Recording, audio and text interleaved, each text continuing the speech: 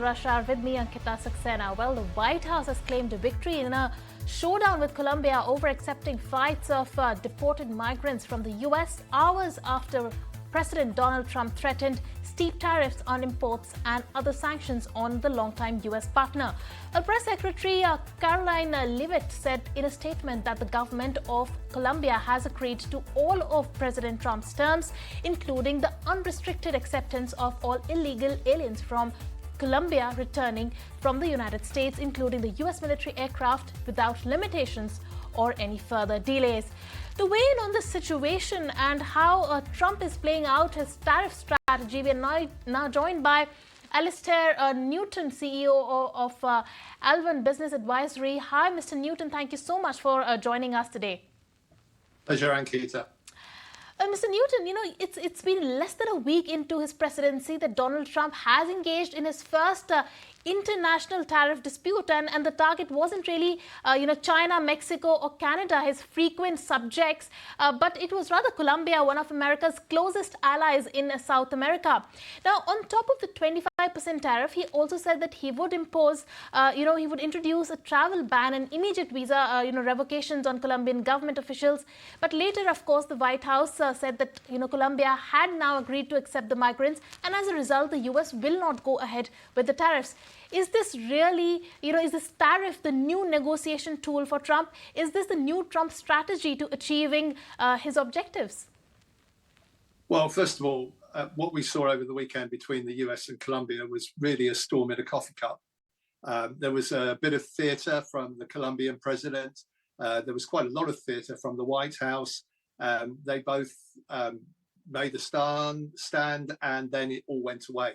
And I don't think we should read too much into what we saw over the weekend, except to get on board, for the benefit of those who haven't, which I guess is probably most of Wall Street, that President Trump is prepared to play hardball with allies on punitive tariffs for conduct which he doesn't like from them. And there were still question marks over, and there are still question marks over, whether he'll impose 25% tariffs against Mexico and Canada over fentanyl.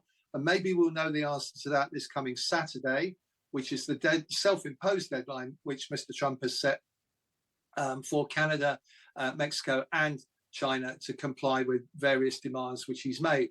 But right now, all I would say is don't read too much into what we saw yesterday, including the dip in the US stock market, which could just have been because investors weren't expecting it, rather than because there is what many commentators feel to be the case, and I'm among them, that the one thing which is most likely to keep Donald Trump in check over tariffication is going to be the stock market, because he clearly regards the stock market as being synonymous, a strong stock market, which being synonymous with good governance.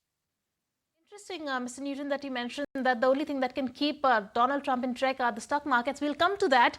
But first up, we'll talk about playing hardball. Now, while everyone has been expecting a trade war to ensue between US and China, and of course, US playing the hardball with China, given Trump's strong stance on China, which of course later softened from threatening a 60% tariff on Chinese imports during his election campaign to talking about a far lower rate of 10% after his inauguration, and then saying that he would rather not impose them at all. Just days later, is this really a softening stance or really a tactical move?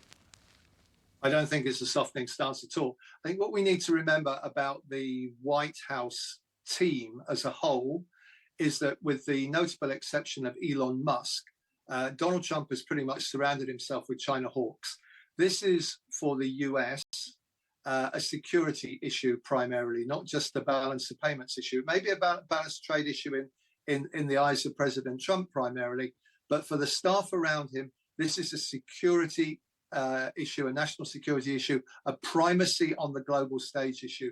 And I don't think for one moment that we should, at this stage, be ruling out further economic measures by the US against China, both over the trade imbalance per se, but also punitive measures over, notably, as we've already mentioned, fentanyl.